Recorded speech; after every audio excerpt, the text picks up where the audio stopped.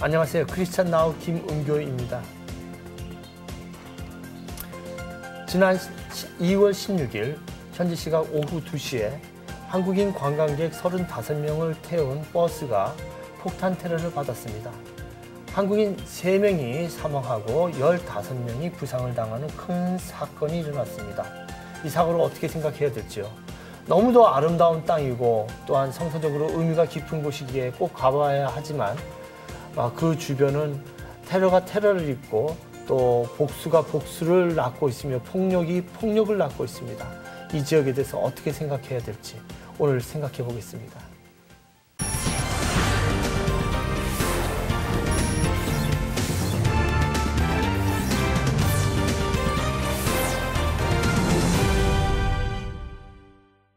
먼저 자리해 주신 패널을 소개해 드리겠습니다.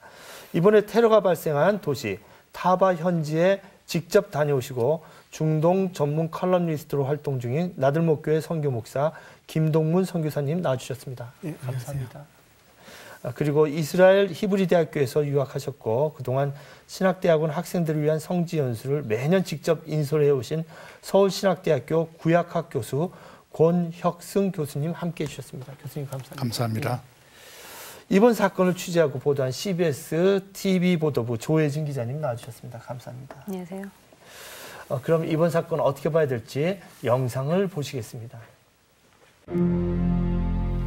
지난 16일 폭탄 테러가 발생한 이집트 동북부 시나이 반도의 타바. 테러를 당한 관광버스에는 성지 순례에 나섰던 진천중앙교회 교인 31명 등 모두 35명이 타고 있었고 이 가운데 4명이 숨지고 10여 명이 부상당했습니다.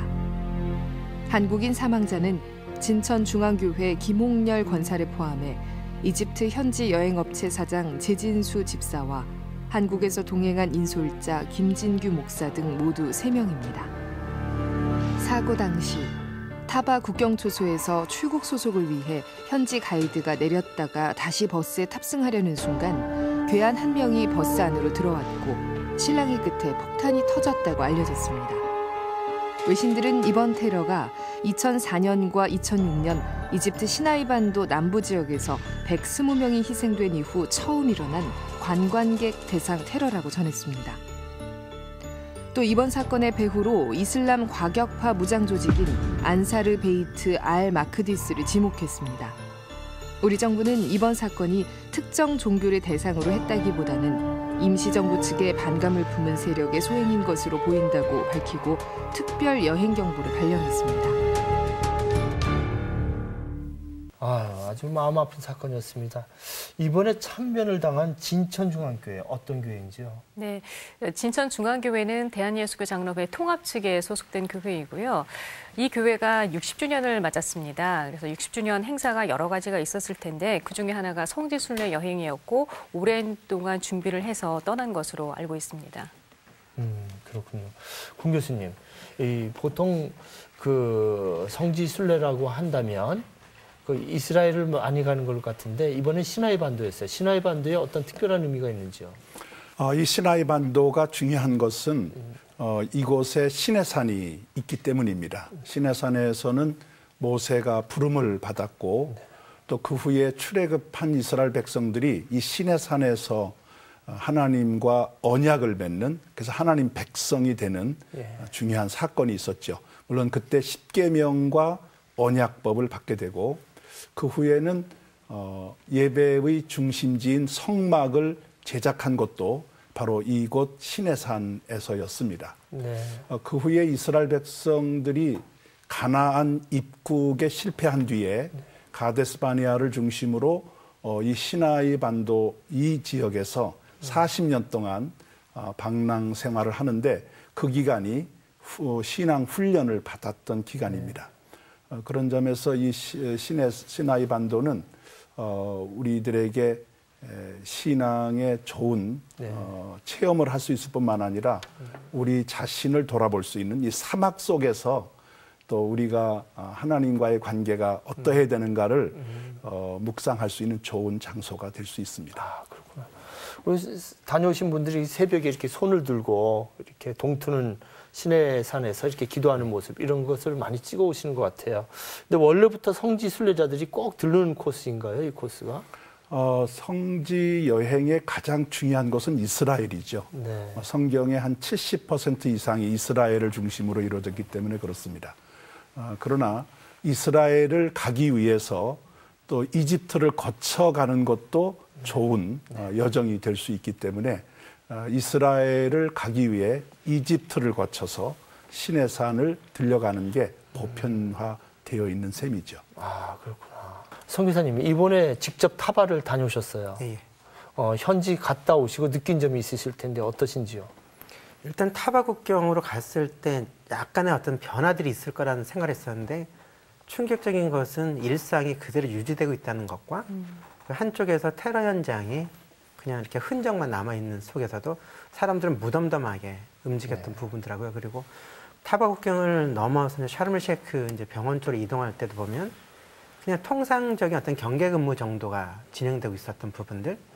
그러니까 현지인들 속에서도 뭐 사건이 일어났구나 하는 정도이지 이 어떤 그 지역의 어떤 긴장감이 고조됐다거나 어떤 그런 당황한다거나 이런 부분들은 발견할 수 없었다는 게 저로서 간 또 다른 그 약간 충격이 됐던 거 같고요. 그리고 두 번째는 이제 샤르멜-셰이크 쪽으로 가서 또 나중에 그 부상자들을 만나고 유가족들을 만나면서 느꼈던 부분은 환자들이 어떤 공황 상태에 처해졌을 때는 육체적 어떤 부상이나 이런 것에 대한 치료도 필요하고 또 다른 정신적 안정이나 그 케어, 돌봄도 필요한데 그 한국 정부 쪽에서는 현황을 파악하는 쪽에 민감함들이 있었지만 또 병원에 이 사람들이 이제 이렇게 부상당한 분들이 수송돼 있기 때문에 병원에서 알아줄 거라고 하지만 초기의 응급 조치나 처치는 환자와 의료진 사이의 긴밀한 의사소통을 통해서 이루어져야 하는데 영어나 아랍어가 부족하신 환자들과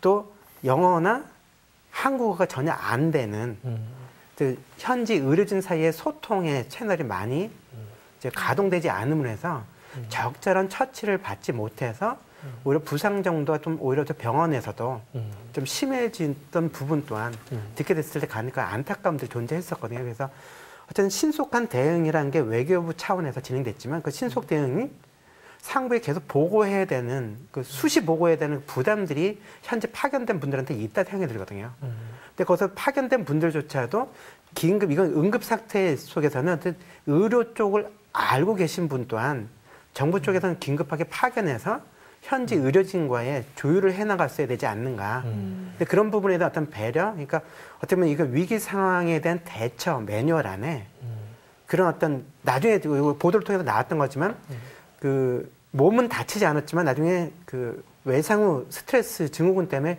고생하시는 분들 또한 있었잖아요. 그런 부분에 대한 전체적인 그 이렇게 좀 케어를 위한 그런 조치 또한 필요하지 않았는가라고 하는 그런 아쉬움들을 갖게 됩니다. 근데 이번 테러는 좀 기존에 우리가 갖고 있는 중동 아랍인들이 서방에 대한 테러하고 좀 성격이 좀 틀리다고 이렇게. 저는 이번 테러 사건은 이집트의 불안한 정정, 그것의 표출이라고 보여집니다.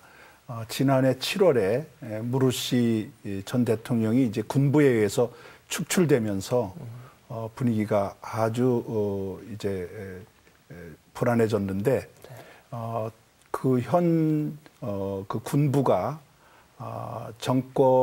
과도기 정권을 유지하고 있습니다마는 그 정권에 대한 불만을 관광객, 여행자들을 공격함으로 더 이상 이집트의 여행자들이 오지 말아라.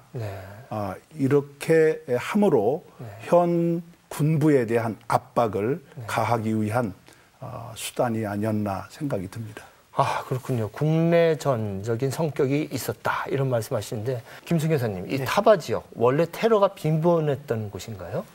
전혀 아니었던 거고요. 그리고 좀 전에 이제 말씀 잠깐 나왔지만 타바 힐튼 호텔에서 2004년도 10월 달에 테러 사건이 발생해서 한 30여 명 정도의 사망자가 발생했었는데 그때 많은 분들이 이스라엘 분들이셨거든요. 그러니까 그 타바 힐튼 호텔 같은 경우가 지리적으로는 이집트 영토 안에 있지만은 타바 힐튼 호텔의 관할이나 이런 부분들 이스라엘에 속해 있었거든요. 근데 지금처럼 이집트의 순수한 영역 안에서 타바 지역에서 테러가 발생한 것도 역사상 처음이었고요. 네. 그리고 그 속에서 희생자가 발생한 것도 이번이 처음 있는 사건입니다. 그 피해자들, 지금 그 가족들은 얼마나 마음이 아프시겠어요. 화면을 통해서 희생자들의 안타까운 사연을 한번 보시겠습니다. 남편과 사별 후 홀로 자녀들을 키워야 했던 고 김홍렬 권사. 그는 어려운 형편 속에서도 평생의 소원이던 성지순례를 떠나기 위해 한 푼 두 푼 모아 여행에 나섰다가 참변에 당하게 됐습니다. 고인은 특히 가족에겐 훌륭한 1등 엄마였고 교회에선 성실한 신앙인이었기에 주위를 더 안타깝게 했습니다. 또 현지 여행사 대표로 참여했던 고 제진수 집사는 이집트에서 30여 년 동안 살며 여행사를 운영하던 여행 전문가입니다. 사고가 나던 날 괴한이 버스에 오르려 하자 제진수 집사가 그를 밀쳐냈고 동시에 폭탄이 터졌습니다. 괴한이 버스에 올라 폭탄을 터뜨렸다면 모두가 죽을 수도 있었던 아찔한 상황. 고인의 희생이 수많은 승객들을 살릴 수 있었던 것입니다.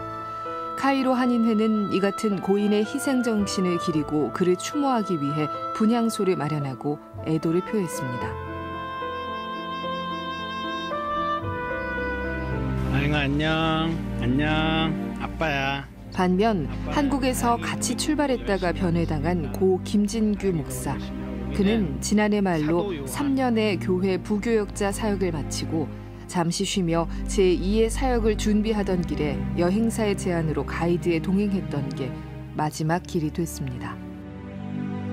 고인의 부친은 한 교회를 수십 년간 사찰로 섬겨온 분이며 김 목사를 비롯한 삼형제 모두 목회자로 부름받을 정도로 믿음이 신실한 가족이었습니다. 아직도 남편의 사고 소식이 믿기지 않는 아내 박여진 사모. 여행지에서 보내온 남편의 마지막 영상을 보면서 곧 집으로 돌아올 것 같다며 이내 눈시울을 붉힙니다. 4살 난 어린 딸아이에게는 아빠의 죽음을 제대로 설명하지도 못했습니다. 언제 오냐고 물어볼 때마다 근데 아빠가 공부하는 데서 사고가 나서 좀 나중에 봐야 될 것 같아. 그러면 난 아빠 사고 난 데 가서 그럼 아빠랑 같이 갈래? 이런 얘기할 때 제 가슴이 무너지는 거죠. 36살의 김 목사는 준비된 예비 선교사였습니다. 아내와 함께 양계 기술과 태양열 발전 설치 기술을 배우는 등 선교에 대한 준비를 착실히 해왔습니다. 무엇보다 다음 달부터는 본격적인 선교 훈련도 계획했습니다. 선교사로 죽음까지 각오하며 하나님의 영광을 바라봤던 고인의 선교 열정을 알기에 그 꿈을 펴보지도 못한 남편의 죽음이 아내는 더욱 안타깝습니다. 우리 어려워도 쉬운 나라 가지 말자. 하나님이 조금만 필요하시는 그런 나라로 가서 하나님 기뻐하시는 일 하자. 이렇게 서로 항상 기도하면서 하나님의 영광을 위해서 하자라고 얘기했었어요.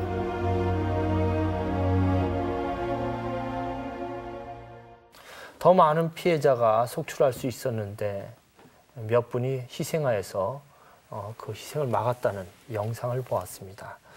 한번 꼭 가보고 싶었던 저 순례 지역 찾아갔던 분들, 죽음을 맞이한 희생자들 어떤 분인지 좀 조혜진 기자님. 앞서 VCR에서 보신 대로 이분들 모두 다 그 평소에 열심히 생활하시다가 모처럼 만에 떠난 여행에서 사고를 당한 분들입니다. 특히 이 제진수 집사의 경우는 저희 CBS와 좀 인연이 남달랐었는데요. 저희 회사가 2012년 크리스마스 때 성지 행전이라는 4부작 다큐멘터리를 만들어서 방영을 한 적이 있었어요. 그때 그 성지 행전을 제작하는 데 있어서 많은 도움을 줬다고 합니다. 그 담당 PD 말에 의하면요. 워낙 이분이 그 성지에 대한 지식도 해박했을 뿐만이 아니라 그쪽을 제대로 이제 취재를 하려면은 베두인들의 협조가 꼭 필요하다고 하더라고요. 근데 그 베두인들과 평소에 그 친분을 잘 맺어놨기 때문에 촬영하는데 훨씬 순조롭게 촬영을 했다고 합니다. 그리고 앞서 VCR에서도 보셨듯이 이분의 희생으로 인해서 정말 더 큰 희생이 없었던 거거든요. 그리고 이제 제진수 집사와 함께 돌아가신 김진규 목사도 같이 괴한의 폭탄을 몸으로 막은 것으로 알고 있습니다. 근데 이 부분은 별로 언론에서 잘 알려지지가 않았어요. 그래서 그 김진규 목사의 시신을 수습하러 간 가족들의 얘기를 들어봐도 시신의 훼손 상태가 너무 심해서 정말 어떻게 유족들한테 말하기가 쉽지 않았다는 얘기를 하는 걸 보면은 두 분이 같이 그 희생자 수를 줄이는데 큰 역할을 하신 분들이죠. 그렇구나. 근데 이번에 그 지역 말입니다. 시나이 반도 지역이 정부에서 가지 말라는 지역이었는데 갔다 이런 비난이 이어지고 있거든요. 어떤 상황인지 영상으로 만나보시겠습니다. 이번 테러가 발생한 곳은 여행 제한 구역으로 설정돼 있었지만 많은 여행객들이 찾는 지역입니다. 정부도 해당 지역을 여행 제한 구역으로 설정했을 뿐 적극적으로 이를 알리지는 않았기 때문에 상당수 여행객들은 위험 여부를 알지 못한 채 성지 순례를 떠나고 있는 게 현실입니다. 이번 사건의 계기로 위험 지역 여행에 대한 안전 대책이 마련돼야 한다는 여론이 많습니다. 하지만 일부에서는 사실을 왜곡해 피해자들을 비난하는 경우도 적지 않아 우려를 낳고 있습니다. 인터넷상에는 이번 테러와 관련해 기독교인들이 선교를 목적으로 무리하게 여행 금지 지역에 들어갔다가 테러를 당했다는 댓글이 적지 않습니다. 아프간 피랍 사건 이후 생겨난 기독교와 선교에 대한 반감 때문으로 해석되지만 순수 여행객이 테러 집단에 의해 희생당한 사건을 두고 피해자들을 비난하는 행위는 자제해야 한다는 지적이 나오고 있습니다. 아울러 인터넷상에서 300여 곳이 넘는 여행사가 성지순례 상품을 취급하고 있지만 각 홈페이지마다 여행객의 사고 위험성과 안전 유의사항을 제대로 알리지 않은 것에 대한 질타의 목소리가 높습니다. 또한 한국 정부도 여행 제한 구역으로 지정만 했을 뿐 출국 전까지 여행객에게 해당 지역의 위험성을 알리지 않았기 때문에 정부의 책임이 크다는 언론의 비판이 이어지고 있습니다.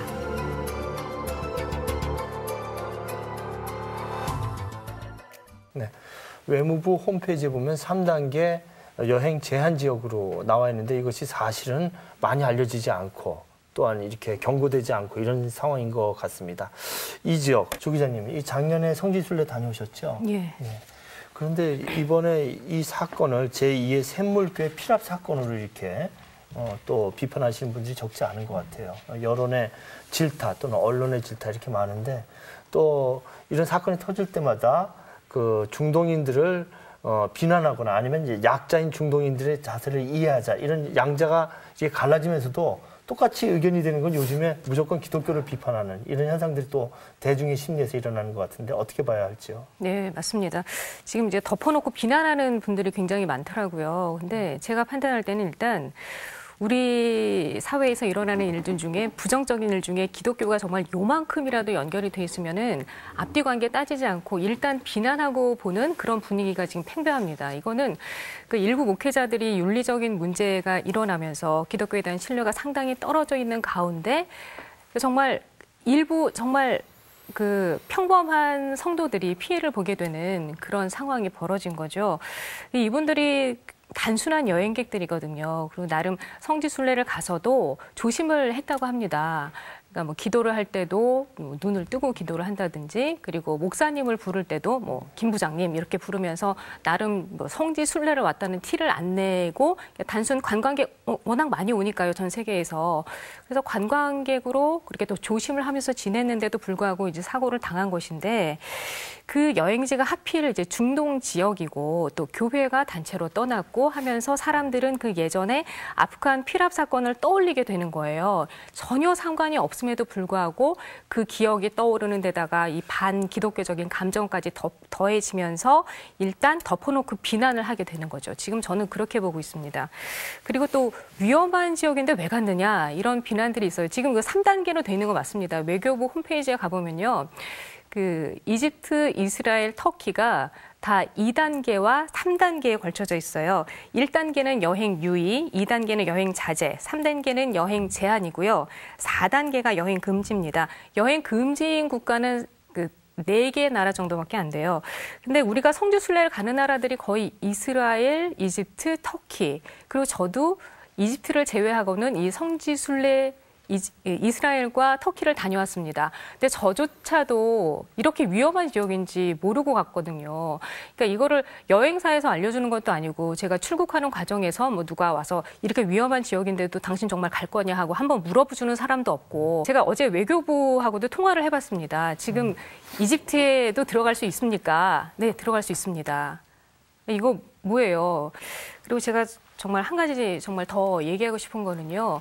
지금 이분들이 지금 외상후 스트레스 증후군 굉장히 무섭다고 하는데, 안 그래도 힘든 분들인데 우리가 뭐 댓글이나 이런 걸로 정말 잘 알지도 못하는 상황에서 비난을 퍼부어서 이분들을 더 힘들게 하는 건 정말 이건 아니라고 보거든요. 그러니까 많은 분들이 좀 이분들의 상처를 치유하는데 같이 협력을 해주셨으면 하는 그런 마음입니다. 네, 그렇군요. 뭐 작게는 정말 이 희생자들 위로해야 되고요. 또 그 가족들 격려해야 될 일이 있는데요. 또 조금 크게를 보면 이번 사건은 비단 그 이집트 국내 어떤 정치적인 문제에 테러가 일어났다고 보지만 또 중동을 보는 시각들, 이런 것도 또 중요할 것 같은데요. 김성 교사님 어떻게 보시는지요?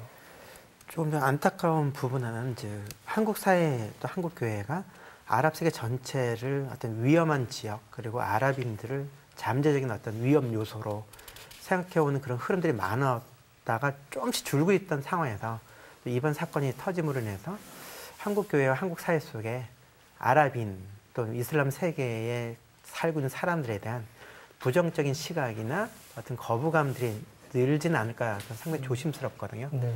근데 묘한 거는 뭐 예멘에서 어떤 일이 생겼다고 해도 이제 비행기로 한 3시간, 4시간 걸린 거리인데 요르단은 안전합니까? 뭐 이런 질문을 받는다거나, 그 다음에 이라크에서 이제 이라크와 요르단도 뭐 비행기로 한 2시간, 3시간 넘는 데인데도 거기서 사건이 일어나도 요르단은 안전합니까? 이런 질문을 받듯이 그냥 아랍 세계를 그냥 하나로 보는 그 시선 속에서 한 지역에서 일어난 일이 모든 아랍 세계, 뭐 일반적인 아랍인들의 어떤 상태 이런 식으로 일반화시키는 그런 오류들이 또 발생되지 않을까라고 하는 그런 조심스러움들이 있고요. 다른 거는 하여튼 테러 사건의 희생자는 이번 같은 경우는 저희 한국인들 포함되어 있지만은 현장에서 일어나는 테러 사건의 희생자, 최대 피해자들 또한 현지인들이란 부분들, 그들 또한 테러와의 전쟁, 테러를 막기 위해서 노력하고 애쓰고 있다는 사실들, 그런 속에서는 여전히 우리나 그들이나 평화를 지향하는 이들이 절대 다수이고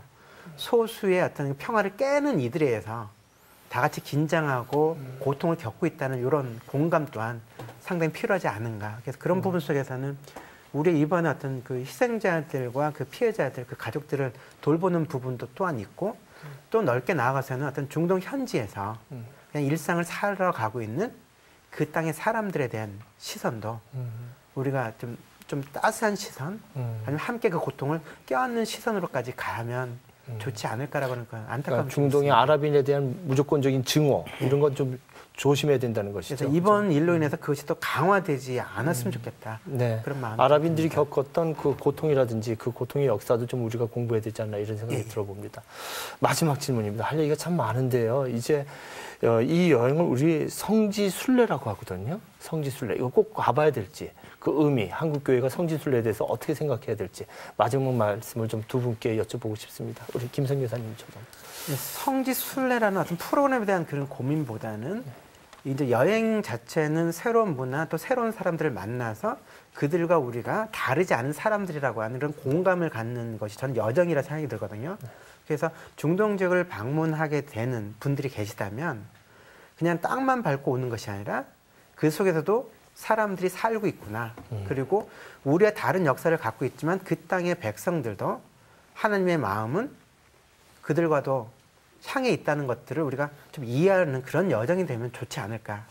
그런데 적지 않은 경우는 우리와 그들 속에서 우리는 관찰자로만 서서 그 땅의 사람들을 평가하고 판단하면서 막 지나가는 경우들이 많거든요. 그래서 그런 것들을 좀 바뀌면서 함께 체험이 같이 하고 삶을 공유하는 그런 여행에 대한 그런 고민들이 좀 필요하지 않는가 생각이 들어요. 중동인들을 비하하고 무시하면서 구경꾼으로 가는 것이 아니라 거기 전체적인 총체적인 삶을 좀 이해하는 태도가 필요하다. 그런 말씀이죠. 교수님 어떻게 생각하시는지요? 저는 이제 성지 여행을 성지 순례라고 표현들을 하는데 그 순례라고 할 때에 그것은 구약의 이스라엘 백성들이 매년 3차례 예루살렘에 올라와야 한다는 규정이 있듯이 그런 의무 규정에 근거한 것은 아니라고 봅니다. 우리가 이 성지를 방문함으로 신앙이 완성되는 것은 아니거든요. 오히려 저는 이 성지를 방문함으로 성서의 현장을 직접 체험하고 그 안에서 이루어졌던 역사를 배울 수 있는 좋은 신앙의 그런 그 교육 기능이 있다고 좀 보고, 그래서 저희 학교에서는 성지 연수란 말을 씁니다. 스타디 투어죠. 배우기 위한 여행이다. 그러니까 순례라는 단어를 안 쓴다는 말씀이죠. 순례란 말 대신 성지 연수란 말을 쓰는데, 만약에 그것이 꼭 가야만 한다는 어떤 그 강제 규정이 있다 그러면, 물론 이제 모슬렘이라든지 캐톨릭에도 그런 개념이 있는 것으로 저는 알고 있는데, 그러나 우리는 어디나 하나님께서 우리와 함께 하시는 신앙을 어디서나 우리가 키울 수 있고 또 신앙 생활에 전혀 어려움이 없다는 점에서 이스라엘을 비롯한 이 성지의 여행은 성경을 더 깊이 연구하고 그 안에서 바른 신앙을 배우는 좋은 기회라는 점에서 좀 접근하는 게 좋겠다, 그런 생각을 갖습니다. 우리의 삶이 있는 이곳, 바로 이곳이 성지가 아닌가, 이런 생각도 가능하겠네요. 그런 의미도 포함을 해서요. 감사합니다. 정말로 말로 형용할 수 없는 큰 사건이었습니다. 이 사건에 대한 기독교에 대한 비판, 우리가 좀 더 넓게 받아들이면서 반성하고 좀 더 깊이 준비하고 계획해야 될 것 같습니다.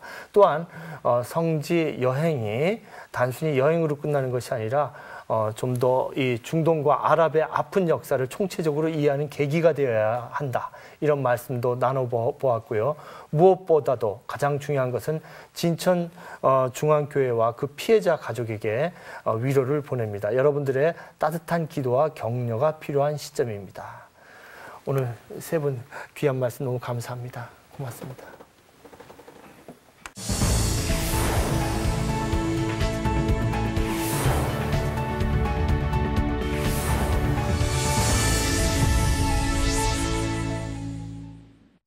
네, 2부에는 언제나 귀한 손님을 모시고 따뜻한 말씀을 듣는 시간을 갖습니다. 이제 봄이 다가오는데요. 이제 봄 소식을 나누면서 2부를 시작할까 합니다. 근데 제가 이제 소개문을 받았는데요. 원주민 자립을 목표로 삼고, 여기까지는 괜찮아요. 그 다음 소개문이 선교사에서 장사꾼으로 변신한, 이해가 안 돼요. 선교사에서 장사꾼으로 변신한, 흔히들 거꾸로 돼야 될 텐데 장사꾼에서 선교사로 변신한, 이게 아닌가 싶은데 긱섬 대표 김진수 장로님 모셨습니다. 장로님 감사합니다. 네, 감사합니다.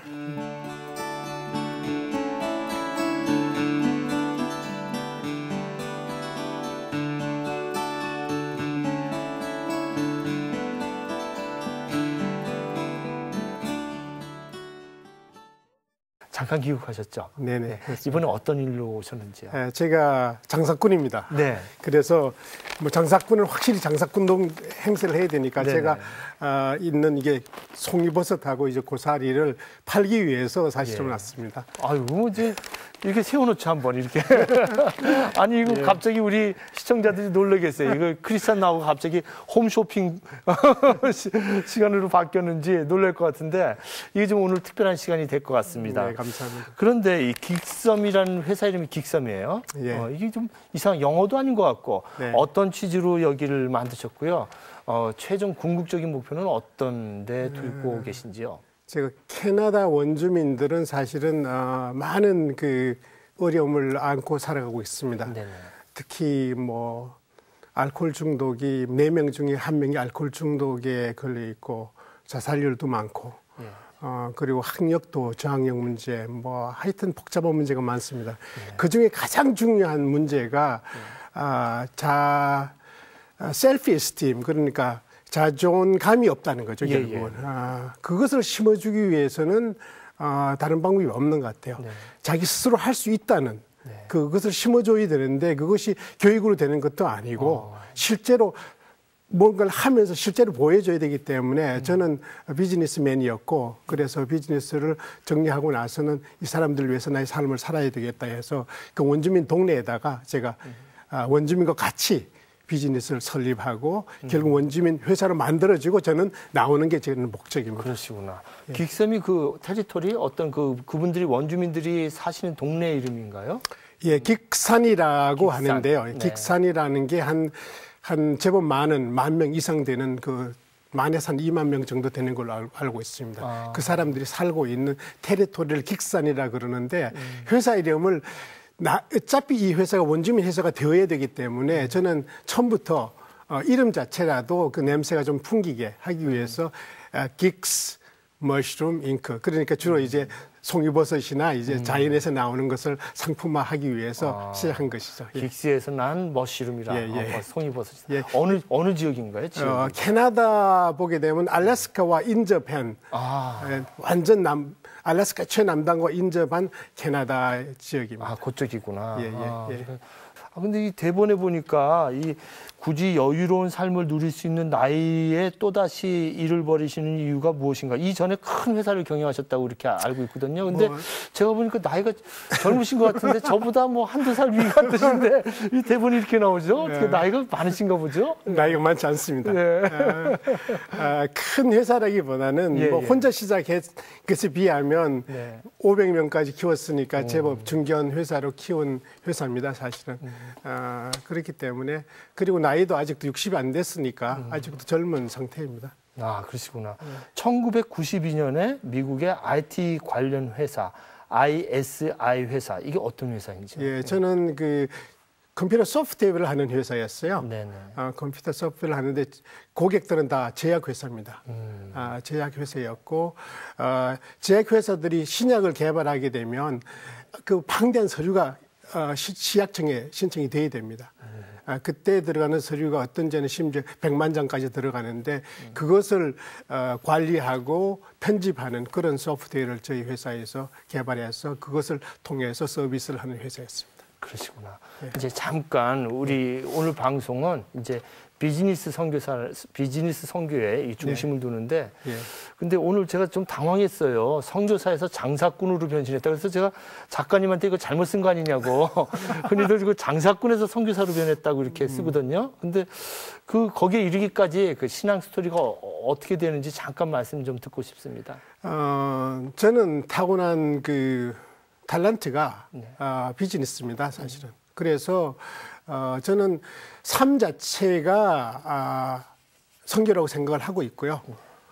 그러다 보니까 어떤 그 선교사가 선교사는 이름을 붙이지 않는다 하더라도 충분히 선교를 할 수 있다고 생각하기 때문에 저는 일단은 제 탤런트를 이용해서 선교를 하게 되는 것이죠. 예. 그럼 어떻게 한국에서는 어떻게 지내시다가 어떻게 미국에 언제 가시고 이렇게 생활하셨는지? 예, 한국에서 미국으로 간 것은 유학으로 갔습니다. 사실은 제가 원래는 한국전력에서 근무를 제법 오래 했습니다. 그러다가 기술 연수로 한 4개월 갔다 오고 나서 내가 공부를 제대로 해야 되겠구나 하는 생각을 하게 됐죠. 사실 그전에는 저는 컴퓨터 사이언스 전공이 아니었고 전기공학이었습니다. 그래서 교수가 되고 싶어서 서울대학원에 3번 쳤는데 3번 다 떨어지고 그런 상태에서 한국전력에서 컴퓨터 요원을 구한다는 소식을 듣고 응시했는데 정말 하나님의 은혜로 제가 선발이 됐어요. 근데 너무너무 좋은 거예요. 너무 재밌다 보니까 차이가 막 나기 시작하니까 기술 연수를 보내주었고 기술 연수를 다녀와서 내가 공부를 더 해야 되겠다는 생각으로 유학을 가게 됐죠. 그러면 언제 크리스찬이 되셨고요? 저는 고등학교 때 크리스찬이 됐습니다. 그리고 원주민들은 언제 만나셨어요? 원주민들은 그러니까 2010년 처음으로 단기 선교로 가서 만났죠. 와, 그러시구나. 자, 이제 본격적으로 이 선교사에서 장사꾼으로 이 정말 형용 이해가 잘 안 되는 이 말씀 좀 듣고 싶은데요. 지금까지 살아오시면서 가장 중요한 건 한 가지를 말씀 이렇게 하신다면 어떤 말씀을 하고 싶으세요? 저희 삶에서 보니까 가장 중요한 게 비즈니스 하면서도 느낀 게 있는데요. 저는 인테그리티라고 봅니다. 네네. 사실 인테그리티를 그 한국말로 번역하기에는 조금 부족한 게 있어요. 신용이라고도 하기도 뭐 하고 정직이라고 하기도 뭐 하는데 진정성 이렇게 뭐 진정성. 그래서 헨리 클라우드가 쓴 인테그리티는 책은 일관된 진실성이라고 이렇게 표현을 했다고요. 그런 면에서 저 같은 경우는 인테그리티가 가장 중요하다고 보고요. 그리고 사실 그 깊이 들어가 보면 인테그리티는 어디서 오냐 봤을 때는 그것은 누가 보고 있다는 그 개념. 결국 하나님, 인테그리티 주체는 어떻게 보면 하나님이라고 저는 봅니다. 소스는 하나님인데 결국은 하나님이 나를 보고 있다는 그것을 인식하며 살아갈 때 누군가가 보고 있다는 인식하며 살아갈 때 그것이 어떻게 보면 그 인테그리티를 지킬 수 있는 그 근원이 아닌가 그렇게 생각합니다. 사업하시면서 쭉 92년부터 그러니까 거의 뭐 지금 한 20여 년을 인테그리티, 진정성을 가지고 생활해 오셨다 이렇게 말씀하시는데 근데 흔히들 이렇게 사업하시는 분들이 선교하면요. 선교하기 위해서 사업을 이용하는 그러니까 텐트 메이킹 미셔너리 바울의 모델을 이렇게 삼거든요. 그 텐트 메이킹 미셔너리와는 좀 차이가 있나요? 비즈니스 선교라고 그렇죠. 한다면? 사실은 저 같은 경우는 탤런트가 어떤 목회의 탤런트 아닙니다. 저는 비즈니스 탤런트를 타고났고 비즈니스를 좋아하고 또한 창업 특히 이제 새로 시작하는 걸 좋아하는 그런 스타일이기 때문에 그것을 이용해서 이제 하나님의 나라를 세우는 것이 저한테는 맞다고 보고요.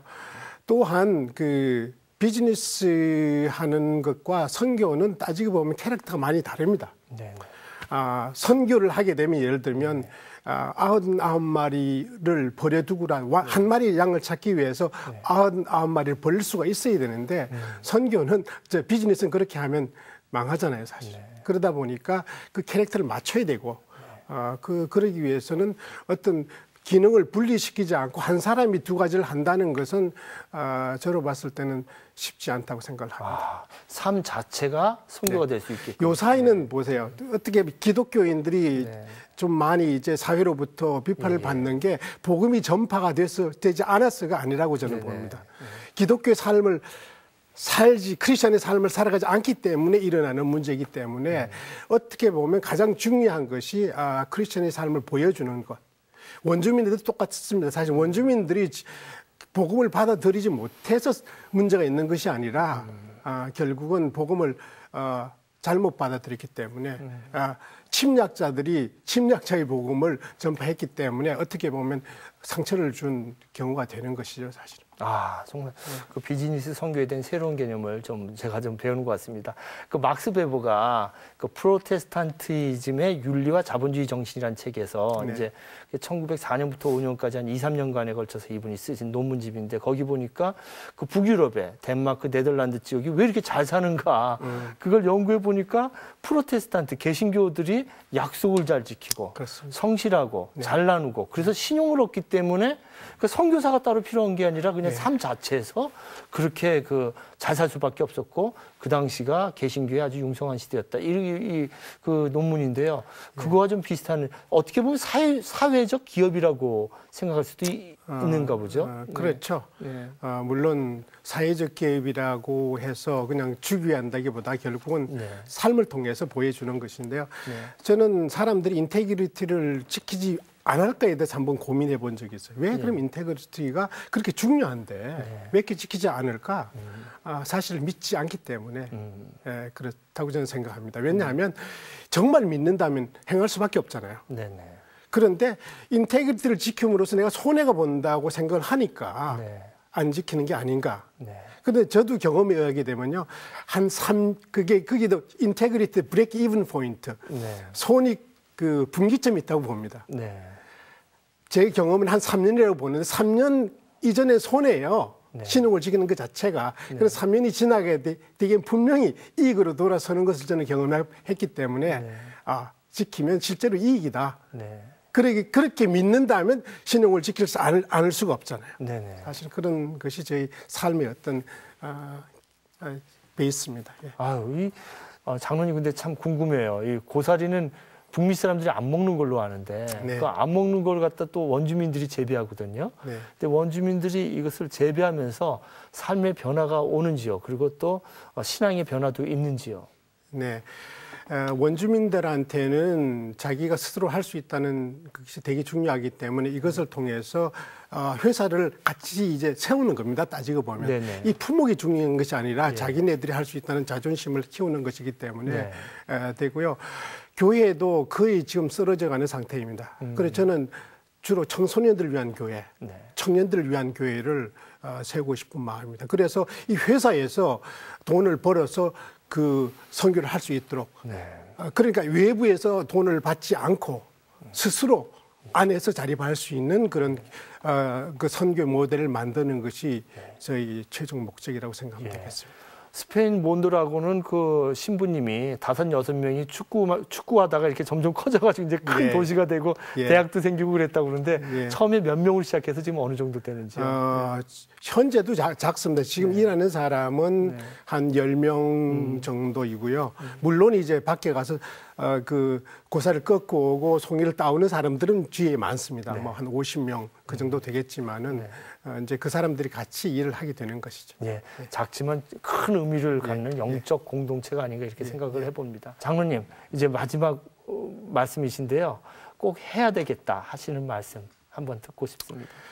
그 얼마 전에 컨퍼런스 후에 한 청년이 저한테 질문한 게 있습니다. 질문이 뭔가 하면 지금까지 어떤 기독교인이 지켜야 할 그런 윤리를 지키며 살아왔는데 처음부터 그런 생각을 하고 사업을 시작했느냐 하는 질문이었습니다. 답은 아닙니다, 사실은. 제가 처음에 뭐 회사를 시작할 적에 1명에서 500명 될 걸 생각하지도 않았고 정직한 납세를 뭐 내겠다고 생각하지도 않았고 뭐 이익의 10분의 1을 내가 사회에 환원하겠다고 생각하지도 않고 그렇게 살아왔습니다, 사실. 근데 중요한 것은 하나를 느끼게 되면 그것을 내가 지키려고 끝까지 지키려고는 발버둥 쳤어요. 예수님 말씀 중에 예수님도 자주 비유로 말씀하셨잖아요. 귀 있는 자는 들을지어다 하면서 얘기를 하셨는데 사실은 이 세상에 귀 없는 사람이 어디 있습니까? 중요한 거는 그런데 그 비유의 말씀을 제자들에게는 꼭 얘기를 해 주셨다는 거죠. 그런데 제자와 무리의 차이는 뭔가? 무리는 듣기만 하는 사람이었고 제자들은 들은 것을 실천하는 의지를 가지고 따라온 사람이었다고 저는 생각을 합니다.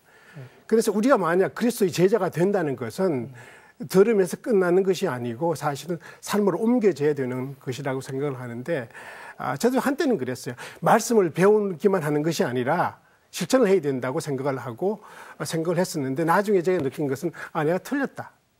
실제로 내가 행동을 옮기지 않는 것은 정말로 믿지 않기 때문이라는 생각을 하게 되었어요.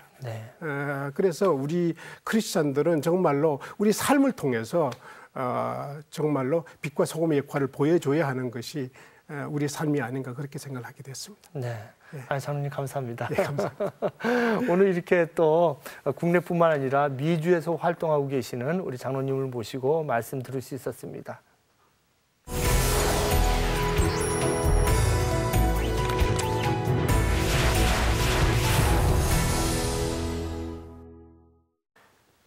오늘 방송을 진행하면서 지금 이 순간이 얼마나 중요한지 다시 생각해 보았습니다. 우리가 지내고 있는 이 순간순간 찰나찰나 지금이 가장 중요하기에 더욱 절실하고 행복하게 살아야 된다는 것을 깨달았습니다. 여러분 이 방송을 이 유튜브와 팟캐스트와 홈페이지를 통해서 여러분들께 알려주시면 감사하겠습니다. 그리고 금요일 오후 4시 40분에 또 재방송 화요일 자정에 있습니다. 여러분들 꼭 시청해 주시면 감사하겠습니다. 오늘 여기까지 하겠습니다. 감사합니다. 네, 장로님 고맙습니다. 바쁘신데 이렇게 오셔가지고 한국 일정이 바쁘시죠? 뭐 한국에서도 이 판매가 계획되는 특히 송이는 이제 판매를 아이고 감사합니다.